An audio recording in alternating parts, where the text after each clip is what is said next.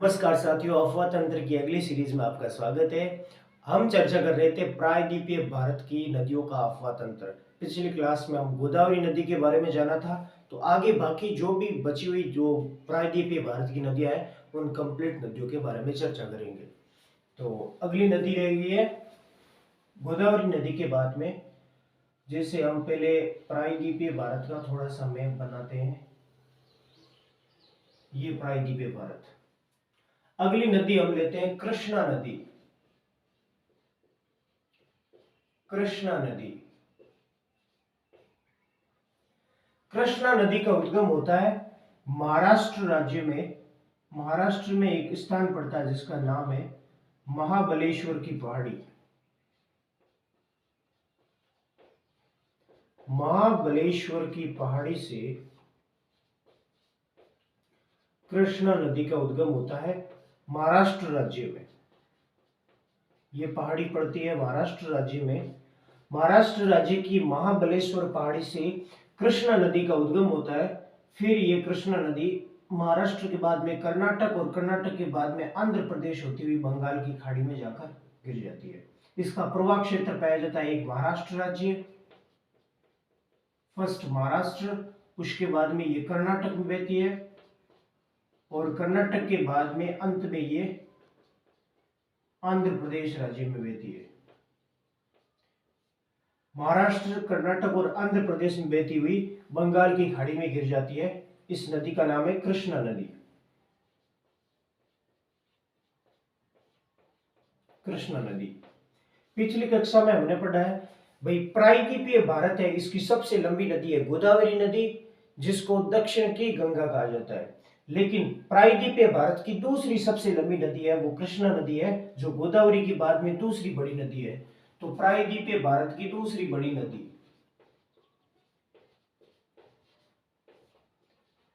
प्रायद्वीपीय भारत की ये सेकंड सबसे लंबी नदी है। सेकंड सबसे लंबी नदी। और इस कृष्णा नदी की कुल लंबाई है 1400 किलोमीटर।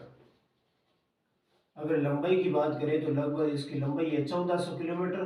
लंबाई को लेकर हालांकि प्रतियोगी परीक्षाओं में परीक्षा बहुत ही कम चांस में प्रश्न पूछा जाता है। महाबलेश्वर महाराष्ट्र की पहाड़ियों से निकलने के बाद में कर्नाटक और आंध्र प्रदेश तीन राज्यों में प्रवाह क्षेत्र है इस कृष्णा नदी का। तो अगर प्रवाह क्षेत्र की बात करें तो ये तीन राज्यों में बहती है, महाराष्ट्र, महाराष्ट्र के बाद में कर्नाटक और कर्नाटक के बाद में आंध्र प्रदेश। इन तीन राज्यों में बहती हुई बंगाल की खाड़ी में गिर जाती है कृष्णा नदी।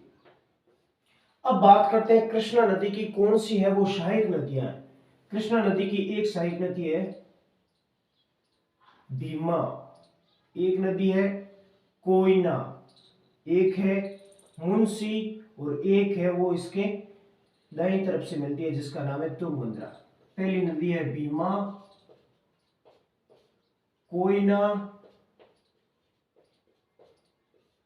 मुशी और इस नदी का नाम है तुंगभद्रा।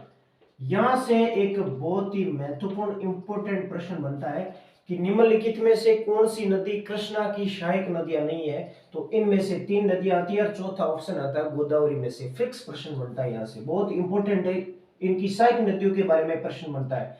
भीमा, कोयना, मूसी और तुंगभद्रा, ये चारों नदियां कृष्णा की सहायक नदियां हैं। कृष्णा नदी की सहायक नदियां कौन सी हुई? कृष्णा की सहायक नदियां। नंबर एक है भीमा। सहायक नदियों के बारे में प्रश्न पूछे, भीमा, कोयना, मुंशी और एक है तुंगभद्रा नदी। ये चारों नदियां इस कृष्णा की सहायक नदियां हैं। और इस सहायक नदियों के बारे में एक प्रश्न पूछा जाता है, इसी मूसी नदी के किनारे हैदराबाद शहर स्थित है, जो तेलंगाना राज्य की राजधानी है। भारत का नवीनतम राज्य है तेलंगाना राज्य, तेलंगाना की स्थापना हुई थी 2 जून 2014 को। भारत का नया राज्य बना था तेलंगाना। इसी तेलंगाना की राजधानी जो हैदराबाद है वो मूसी नदी के किनारे स्थित है और ये मूसी नदी कृष्णा की सहायक नदी है। तो हैदराबाद शहर मूसी नदी के किनारे स्थित है। मूसी नदी के किनारे स्थित हैदराबाद शहर मूसी नदी के किनारे स्थित है। अब हम देखते हैं भाई कृष्णा नदी पर कौन कौन सी परियोजनाएं बनी हुई है जो इंपॉर्टेंट परियोजनाएं बननी है। एक है अलमाटी परियोजना, अलमाटी नागार्जुन और श्रीशैलम परियोजना। अलमाटी, नागार्जुन और श्रीशैलम परियोजना, तीन परियोजनाएं बनी है। कृष्णा नदी पर मुख्यतः तीन परियोजनाएं हैं। परियोजनाओं के बारे में भी बहुत ही महत्वपूर्ण प्रश्न बनता है। तीन परियोजनाएं हैं। तीनों परियोजना की बात करें तो ये फर्स्ट परियोजना है वो जिसका नाम है अलमाटी परियोजना, अलमाटी परियोजना। और ये अलमाटी परियोजना बनी है कर्नाटक राज्य में। कर्नाटक राज्य में है अलमाटी परियोजना। अलमाटी परियोजना कर्नाटक में। दूसरी है नागार्जुन परियोजना, नागार्जुन परियोजना। और तीसरी परियोजना है जिसका नाम है श्रीशैलम परियोजना, श्रीशैलम परियोजना। नागार्जुन और श्रीशैलम ये दोनों परियोजनाएं बनी है आंध्र प्रदेश राज्य में। आंध्र प्रदेश में नागार्जुन और श्रीशैलम दोनों परियोजनाएं आंध्र प्रदेश राज्य में कृष्णा नदी पर स्थित है। कौन सी? श्रीशैलम और नागार्जुन दोनों परियोजनाएं कृष्णा नदी पर आंध्र प्रदेश में स्थित है और ये अलमाटी परियोजना कर्नाटक में स्थित है, इसी कृष्णा नदी पर स्थित है। अलमाटी परियोजना कृष्णा नदी पर कर्नाटक में स्थित है और बाकी दो परियोजनाएं नागार्जुन और श्रीशैलम आंध्र प्रदेश में स्थित है। तो इनके बारे में भी चर्चा करते हैं। एक परियोजना है जिसका नाम है अलमाटी, अलमाटी परियोजना। ये परियोजना तो कृष्णा नदी पर कर्नाटक राज्य में स्थित है।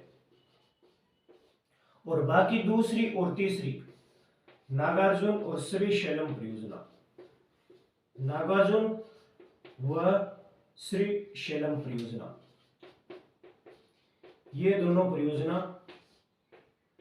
आंध्र प्रदेश राज्य में स्थित है और कृष्णा नदी पर। कृष्णा नदी पर इतने महत्वपूर्ण क्वेश्चन बनते हैं। कृष्णा नदी प्रायद्वीपीय भारत की दूसरी सबसे लंबी नदी है। फर्स्ट सबसे लंबी नदी हो गई गोदावरी नदी। इसकी लंबाई लगभग 1400 किलोमीटर है। इसका प्रवाह क्षेत्र 3 राज्यों में पाया जाता है, महाराष्ट्र, कर्नाटक और आंध्र प्रदेश राज्य में। कृष्णा की सहायक नदियां मुख्यतः 4: भीमा, कोयना, मुंशी और तुंगभद्रा। भीमा, कोयना, मुंशी और तुंगभद्रा। और हैदराबाद शहर है वो मूसी नदी के किनारे स्थित है। ये रही मूसी नदी। मूसी नदी के किनारे तेलंगाना की राजधानी हैदराबाद शहर स्थित है। और कृष्णा नदी पर मुख्यतः 3 परियोजनाएं अलमाटी, नागार्जुन और श्रीशैलम परियोजना। अलमाटी परियोजना कर्नाटक में है, बाकी नागार्जुन और श्रीशैलम 2 परियोजना कृष्णा नदी पर है। और इस कृष्णा नदी का उद्गम होता है महाबलेश्वर की पहाड़ियां महाराष्ट्र राज्य से। अब देखते हैं सेकंड, दूसरी महत्वपूर्ण नदी।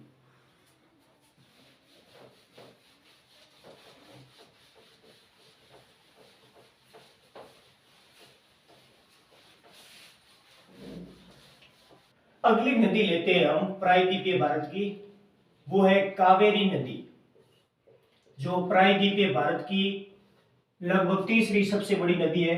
अगर हम प्रायद्वीपीय भारत का मैप बनाएं तो इस प्रकार कावेरी नदी का उद्गम है, यहां पड़ता है कर्नाटक राज्य।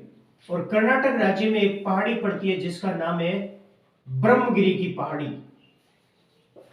यहां एक पहाड़ी पड़ती है ब्रह्मगिरी की पहाड़ी।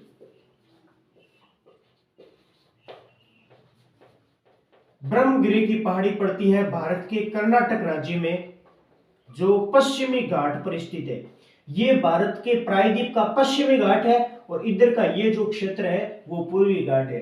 ब्रह्मगिरी की पहाड़ी पड़ती है कर्नाटक में और कर्नाटक राज्य में कावेरी नदी का उद्गम होता है और फिर कर्नाटक के बाद में तमिलनाडु में बहती हुई अंत में अपना जल है वो बंगाल की खाड़ी में ले जाकर गिरती है। यानी इस कावेरी नदी का प्रवाह तंत्र दो राज्यों में पाया जाता है। एक तो यहाँ कर्नाटक राज्य है और दूसरा राज्य है यहाँ तमिलनाडु। दो राज्यों में बहती है। यह है कावेरी नदी।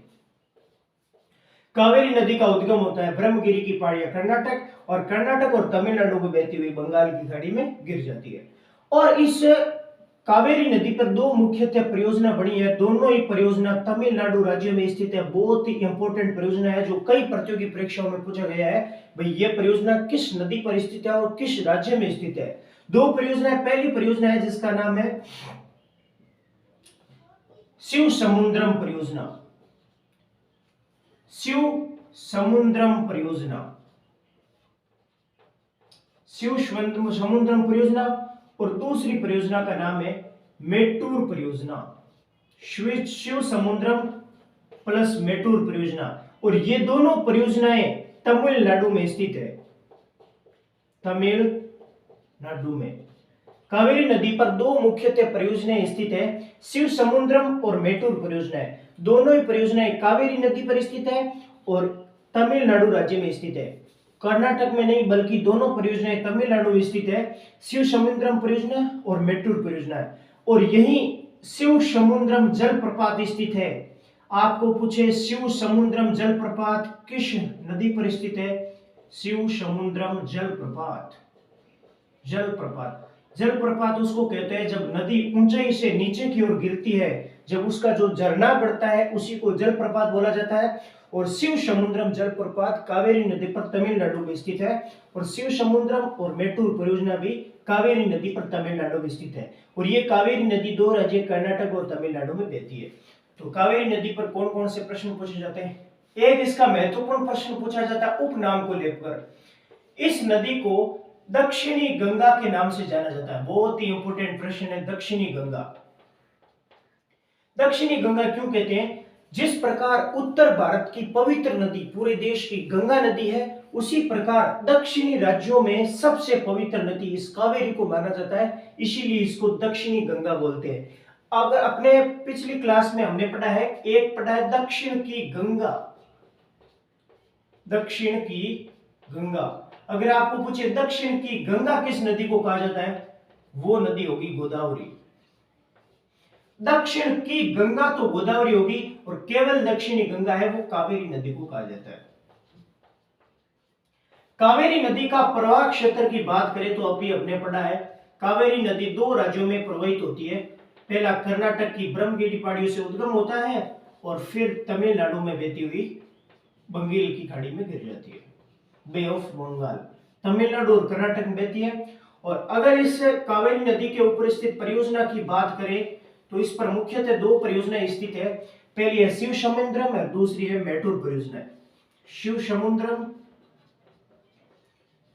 समुद्रम परियोजना और दूसरी है मेट्टूर परियोजना।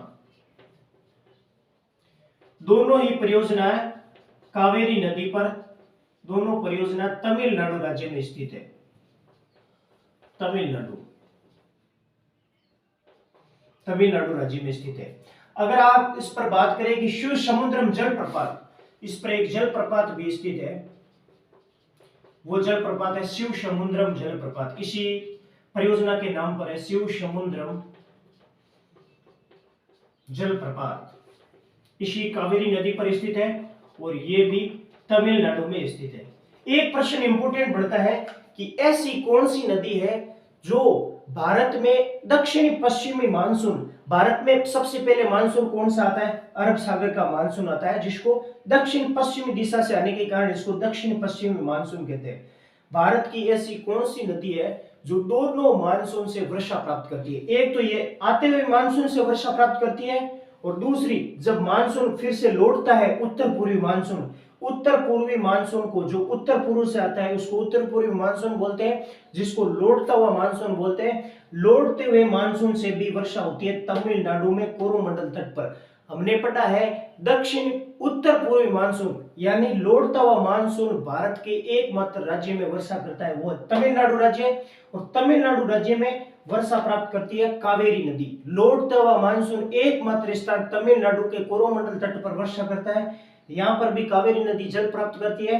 और आते हुए मानसून दक्षिण पश्चिम मानसून से भी कर्नाटक राज्य में वर्षा होती है, इसलिए आते हुए मानसून से भी कावेरी नदी वर्षा प्राप्त करती है और लौटते हुए मानसून से भी तमिलनाडु में वर्षा प्राप्त करती है। इसलिए इस नदी के बारे में कहा जाता है कावेरी नदी एकमात्र ऐसी नदी है जो भारत में आते हुए प्लस लौटते हुए दोनों मानसून से वर्षा प्राप्त करती है।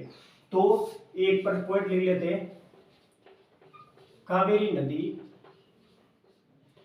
दक्षिण पश्चिम मानसून, दक्षिणी पश्चिमी मानसून जिसको आता हुआ मानसून कहा जाता है, आता हुआ मानसून जो अरब सागर से उठता है, आता हुआ मानसून तथा लौटते हुए मानसून जिसको उत्तर पूर्वी मानसून कहा जाता है, उत्तर पूर्वी मानसून जिसको लौटता हुआ मानसून भी कहा जाता है। दोनों मानसून से कावेरी नदी वर्षा प्राप्त करती है,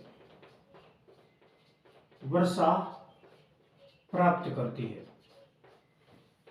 मानसून के बारे में हम एक डिटेल से एक अगला अपना सेशन लेंगे, मानसून वाली क्लास में कंप्लीट भारत के मानसून पर चर्चा करेंगे। तो कावेरी नदी पर इतने महत्वपूर्ण चर्चा करिए। कावेरी नदी का उद्गम होता है ब्रह्मगिरी की पहाड़ी कर्नाटक से, फिर ये तमिलनाडु में बहती हुई बंगाल की खाड़ी में गिर जाती है। इस पर दो परियोजनाएं स्थित है, शिव समुद्रम परियोजना और मेटूर परियोजना है, दोनों तमिलनाडु राज्य में स्थित है। और शिव समुद्रम जलप्रपात भी कावेरी नदी पर तमिलनाडु में स्थित है और इसको दक्षिणी गंगा कहा जाता है कावेरी को। अगर पूछे दक्षिण की गंगा किसे कहा जाता है तो जिसको गोदावरी को कहा जाता है, और गोदावरी प्रायद्वीपीय भारत की सबसे लंबी नदी है। इसका प्रवाह क्षेत्र कर्नाटक और तमिलनाडु में है और परियोजना हमने पढ़ ली है। और कावेरी नदी एकमात्र ऐसी नदी है जो भारत के दक्षिण पश्चिम मानसून प्लस उत्तरी पूर्वी मानसून यानी आते हुए मानसून और जाते हुए मानसून दोनों मानसून से वर्षा प्राप्त करती है। एक इस नदी के बारे में महत्वपूर्ण प्रश्न यह बनता है, भाई शिव समुद्रम परियोजना है ना, ये भारत की सबसे प्राचीनतम नदी घाटी परियोजना है। कौन सी? शिव समुद्रम नदी घाटी परियोजना। पिछली क्लास में हमने पढ़ा है कि भारत की सबसे प्राचीनतम नदी घाटी परियोजना कौन सी है, तो वो होगा कावेरी नदी की शिव समुद्रम नदी घाटी परियोजना। भारत की सबसे प्राचीनतम नदी घाटी परियोजना है वो शिव समुद्रम नदी घाटी परियोजना है। और पिछली क्लास में हमने पढ़ा है भाई स्वतंत्र भारत की प्रथम नदी घाटी परियोजना कौन सी है, तो वो होगा नर्मदा नदी घाटी परियोजना जो गंगा की सहायक नदी है। हमने पिछली कक्षा में पढ़ा भी है जो 1948 में नर्मदा नदी घाटी परियोजना स्वतंत्र भारत की प्रथम नदी घाटी परियोजना है जो अमेरिका की टेनेसी नदी घाटी के मॉडल पर आधारित है। और भारत की सबसे प्राचीनतम नदी घाटी परियोजना पूछे तो वो है शिव समुद्रम नदी घाटी परियोजना। तो एक लाइन हम लिख लेते हैं, शिव समुद्रम परियोजना भारत की प्राचीनतम नदी घाटी परियोजना है, प्राचीनतम नदी घाटी परियोजना है। भारत की प्राचीनतम नदी घाटी परियोजना हो गई शिव समुद्रम परियोजना। अन्य महत्वपूर्ण नदियां,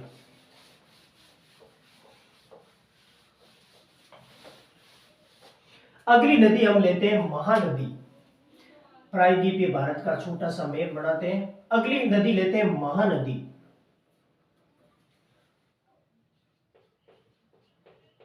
महानदी महानदी है वो उड़ीसा राज्य में बढ़ती है मुख्यतः। महानदी का उद्गम होता है छत्तीसगढ़ में, एक पहाड़ी पड़ती है जो बहुत ही महत्वपूर्ण और चर्चित पहाड़ी है, मेकाले की पहाड़ी। मेकाले की पहाड़ी पड़ती है छत्तीसगढ़ राज्य में। छत्तीसगढ़ में एक पहाड़ी पड़ती है जिसका नाम है मेकाले की पहाड़ी। मेकाले की पहाड़ी से निकलकर महानदी फिर छत्तीसगढ़ के बाद में उड़ीसा में बहती हुई बंगाल की खाड़ी में गिर जाती है। यानी कि इसका प्रवाह क्षेत्र दो राज्यों में पाया जाता है, एक तो है छत्तीसगढ़ और दूसरा राज्य है वो है उड़ीसा की। इसे उड़ीसा की मुख्य नदी कहा जाता है क्योंकि ज्यादातर यह उड़ीसा में बहती है, तो यह लिख सकते हैं उड़ीसा की मुख्य नदी, उड़ीसा की मुख्य नदी। और इस महानदी के बारे में पूछा जाता है भाई इसका उद्गम कहां से होता है, तो इसका उद्गम होता है मेघालय की पहाड़ी है वो छत्तीसगढ़ राज्य में। मेघालय की पहाड़ी छत्तीसगढ़ राज्य से इस महानदी का उद्गम होता है और फिर ये छत्तीसगढ़ और उड़ीसा में बहती हुई, अगर इसका प्रवाह क्षेत्र की बात करें भी किन किन राज्यों में बहती है, तो ये 2 राज्यों में बहती है, पर उद्गम होता है छत्तीसगढ़ से। छत्तीसगढ़ के बाद में ये सेकंड नंबर स्टेट उड़ीसा में बहती हुई बंगाल की खाड़ी में गिर जाती है, यानी कि वो छत्तीसगढ़ और उड़ीसा 2 राज्यों में बहती हुई बंगाल की खाड़ी में गिर जाती है। और इसके बारे में महत्वपूर्ण फैक्ट बनता है भी इस पर एक परियोजना स्थित है, एक बांध बनाया गया है जिसका नाम है हीराकुंड बांध। इस पर एक महत्वपूर्ण परियोजना और बांध स्थित है जिसका नाम है हीराकुंड बांध। हीराकुंड बांध उड़ीसा में महानदी पर बनाया गया, बहुत ही इंपॉर्टेंट फैक्ट है, उड़ीसा पर महानदी पर। और इस बांध की लंबाई है वो 4.8 किलोमीटर, अर्थात इसको 4800 मीटर भी लिख सकते हैं। ये भारत का सबसे लंबा बांध है। हीराकुंड बांध उड़ीसा राज्य में महानदी पर बना हुआ है जिसकी लंबाई है 4.8 किलोमीटर या 4800 मीटर भी बोल सकते हैं। यह भारत का सबसे लंबा बांध है। भारत का सबसे लंबा बांध उड़ीसा में महानदी पर बनाया गया है हीराकुंड बांध, जो भारत का सबसे लंबा बांध है, या इसको लगभग 5 किलोमीटर लंबा बांध है, यानी 4800 मीटर या 4.8 किलोमीटर। और हीराकुंड बांध उड़ीसा में महानदी पर बनाया गया है जो भारत का सबसे लंबा बांध है। वही इसी महानदी के किनारे एक उड़ीसा का एक महत्वपूर्ण शहर है जिसका नाम है कटक शहर।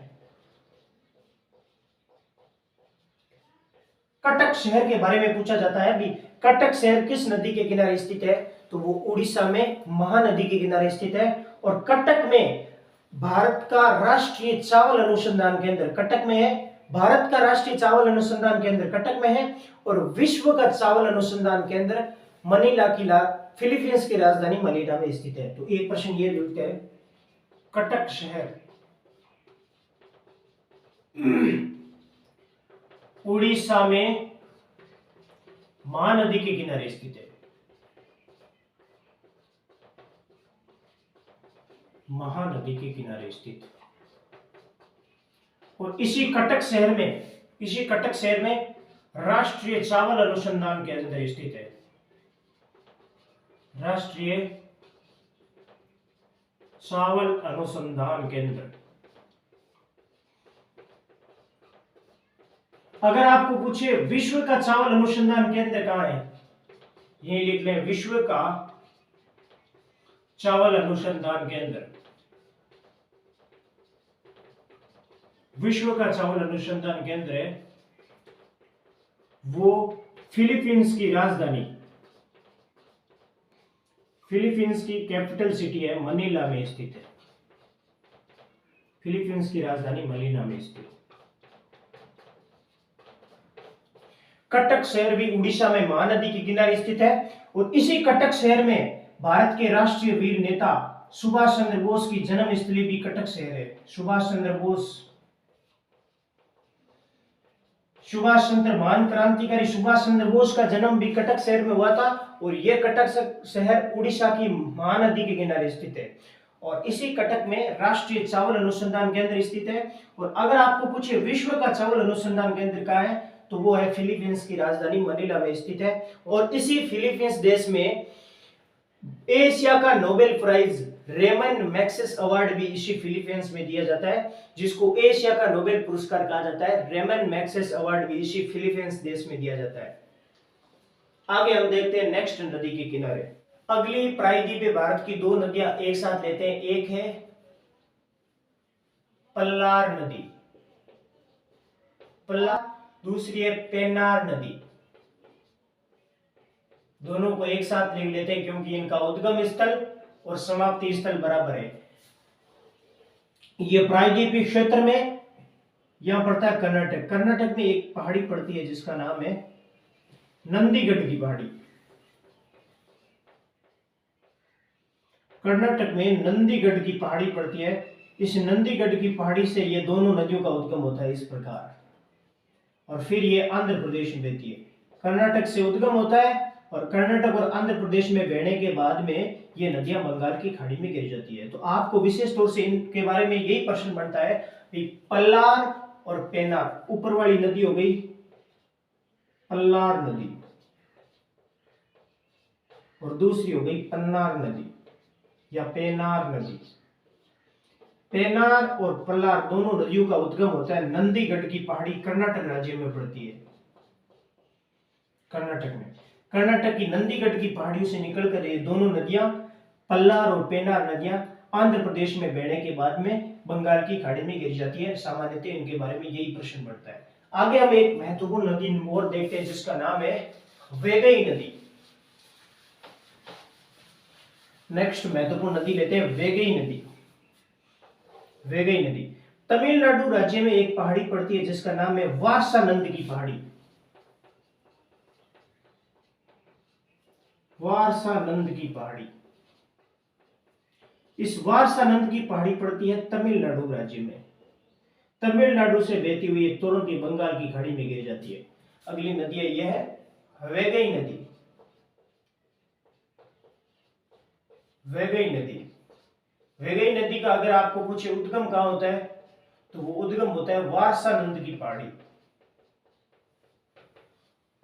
वारसानंद की पहाड़ी, और ये वारसानंद की पहाड़ी पड़ती है तमिलनाडु राज्य में। ये एक ही राज्य में बहती है और अंत में ये बंगाल की खाड़ी में गिर जाती है। उद्गम होता है वारसानंद की पहाड़ी, ये तमिलनाडु राज्य में स्थित है। और इसी वेगई नदी के किनारे एक महत्वपूर्ण मदुरई शहर स्थित है। आपको पूछे मदुरई शहर तमिलनाडु का एक बहुत ही महत्वपूर्ण धार्मिक शहर है तमिलनाडु में। यह मदुरई शहर इसी वेगई नदी के किनारे स्थित है। वेगई नदी के किनारे स्थित, और इसी मदुरई शहर में बहुत ही महत्वपूर्ण द्रविड़ शैली का एक महत्वपूर्ण मंदिर बना हुआ है। द्रविड़ शैली का, जिसका नाम है मीनाक्षी मंदिर। मीनाक्षी मंदिर। वेगई नदी का उद्गम होता है वारसानंद की पहाड़ी तमिलनाडु से। ये पड़ी वारसानंद की पहाड़ी तमिलनाडु में, इस वेगई नदी का उद्गम होता है, अंत में ये बंगाल की खाड़ी में गिरती है, केवल एक ही राज्य में प्रवाहित होती है। अंत में मदुरई शहर, यहां तमिलनाडु में इसी नदी के किनारे शहर स्थित है जिसका नाम है मदुरई शहर। और इसी मदुरई शहर में पड़ता है मीनाक्षी मंदिर, जो द्रविड़ शैली का एक बहुत ही महत्वपूर्ण मंदिर है। मदुरई शहर तमिलनाडु में इसी वेगई नदी के किनारे स्थित है, और द्रविड़ शैली में बना हुआ यह मीनाक्षी मंदिर है वो इसी वेगई नदी के किनारे स्थित है। आगे हम चर्चा करते हैं नेक्स्ट नदियों के बारे में।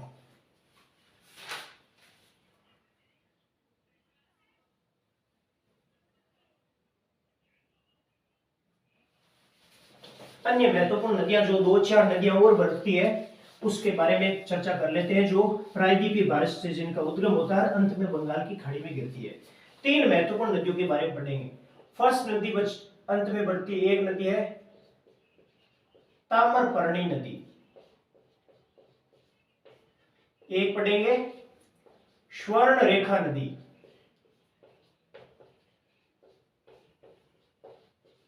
और तीसरी नदी पढ़ेंगे ब्राह्मणी नदी।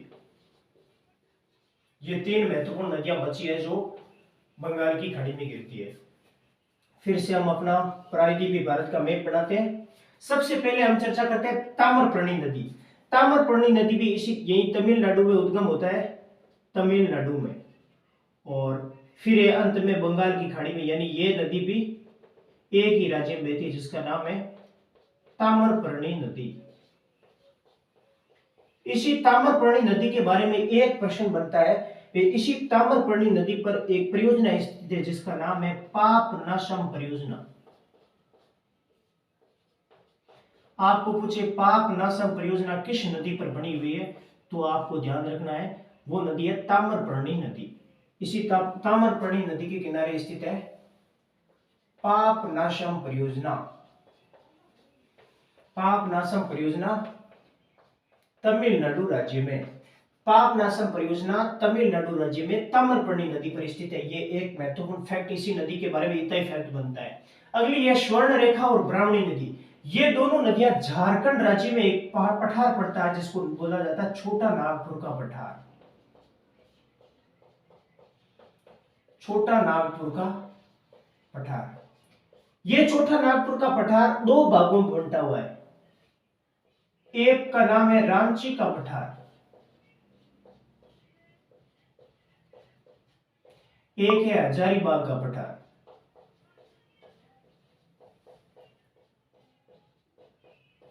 रांची का पठार और हजारीबाग का पठार। झारखंड राज्य में एक पठार पड़ता है जिसका नाम है छोटा नागपुर का पठार। छोटा नागपुर का पठार दो भागों में बंटा हुआ है, एक है रांची का पठार, एक है हजारीबाग का पठार। इसी रांची के पठार से एक नदी निकलती है जिसका नाम है स्वर्ण रेखा नदी, और अंत में यही बंगाल की खाड़ी में आकर गिरती है जिसका नाम है स्वर्ण रेखा नदी। स्वर्ण रेखा नदी रांची के पठार से उद्गम होता है, और इसी छोटा नागपुर के पठार से एक नदी और निकलती है जिसका नाम है ब्राह्मणी नदी। कुल मिला के बात करें तो ये दोनों नदियां है ना, स्वर्ण रेखा और ब्राह्मणी नदी, इन दोनों नदियों का उद्गम होता है छोटा नागपुर का पठार झारखंड से। छोटा नागपुर का पठार झारखंड से, और झारखंड से निकलने के बाद ये दोनों नदियां पश्चिम बंगाल में बहती हुई, यानी इसका प्रवाह क्षेत्र, इन दोनों नदियों का प्रवाह क्षेत्र की बात करें तो ये दो राज्यों में बहती है प्रवाह क्षेत्र। एक है झारखंड, दूसरा है पश्चिम बंगाल। दो राज्यों में बहती हुई फिर ये अंत में बंगाल की खाड़ी में गिर जाती है। यानी लास्ट में बची तीन नदियों के बारे में हमने चर्चा कर ली है। पहली है ताम्रपर्णी नदी जिसका उद्गम होता है तमिलनाडु राज्य में, और अंत में इसमें एक पापनासम परियोजना है इसी ताम्रपर्णी नदी पर, और अंत में ये तमिलनाडु में बहती हुई बंगाल की खाड़ी में गिर जाती है। अंत में स्वर्ण रेखा और ब्राह्मणी नदी। स्वर्ण रेखा और ब्राह्मणी नदी दोनों का उद्गम होता है छोटा नागपुर का पठार झारखंड से, और बाद में झारखंड और पश्चिम बंगाल बहती हुई ये बंगाल की खाड़ी में गिर जाती है। इस प्रकार हमने प्रायद्वीपीय भारत की उन सभी नदियों के बारे में चर्चा कर ली है जो इस प्रायद्वीपीय भारत में उद्गम होता है और अंत में ये बंगाल की खाड़ी में जाकर गिरती है। अगर आपको ये वीडियो पसंद आया तो लाइक, शेयर और सब्सक्राइब जरूर करें। जय हिंद।